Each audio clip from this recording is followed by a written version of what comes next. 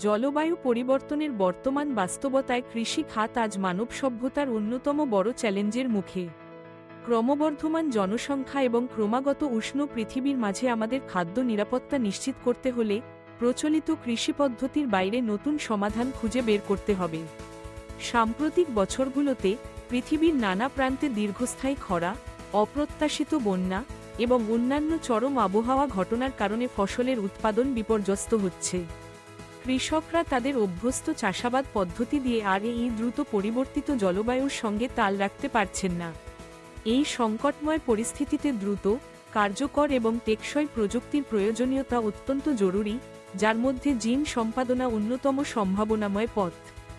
জিন সম্পাদনা, বিশেষ করে আধুনিক ক্রিসপার-ক্যাস9 প্রযুক্তি, উদ্ভিদের নির্দিষ্ট জিনগুলোকে লক্ষ্য করে পরিবর্তন করার এক নিখুঁত ও দ্রুততর উপায়। প্রচলিত সংকরায়নের তুলনায় জিন সম্পাদনা অনেক বেশি নির্ভুল এবং সময় সাশ্রয়ী। যেখানে সংকরায়নের মাধ্যমে একাধিক প্রজন্ম লেগে যায় কাঙ্ক্ষিত বৈশিষ্ট্য অর্জনে, সেখানে জিন সম্পাদনা সরাসরি কাঙ্ক্ষিত জিন পরিবর্তন করে, ফলে কাঙ্ক্ষিত বৈশিষ্ট্য দ্রুত উদ্ভিদে দেখা যায়।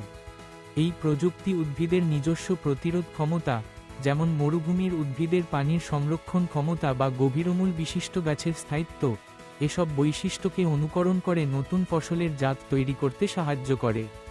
ভবিষ্যতের ফসল তৈরি করতে গবেষকরা এমন বৈশিষ্ট্য সংযোজন করছেন যা উদ্ভিদকে চরম পরিবেশে টিকে থাকতে সাহায্য করে।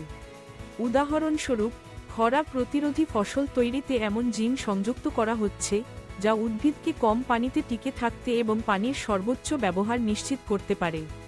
বন্যা প্রতিরোধী জাত তৈরি করতে উদ্ভিদকে এমনভাবে পরিবর্তন করা হচ্ছে যাতে তারা পানির নিচেও শ্বাস নিতে পারে বা কোষের ক্ষতিগ্রস্ত হওয়া কমিয়ে দিতে পারে।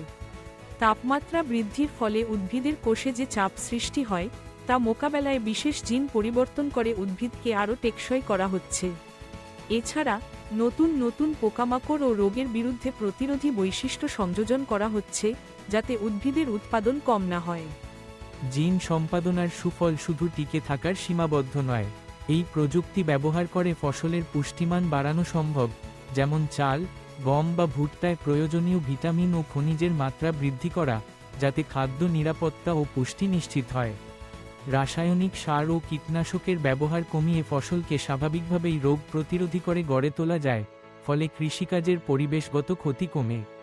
আরও বড় সুফল হচ্ছে, একই জমিতে অধিক উৎপাদন সম্ভব হলে নতুন জমি আবাদ করার চাপ কমে, ফলে বন ও প্রাকৃতিক পরিবেশ সংরক্ষণ হয়।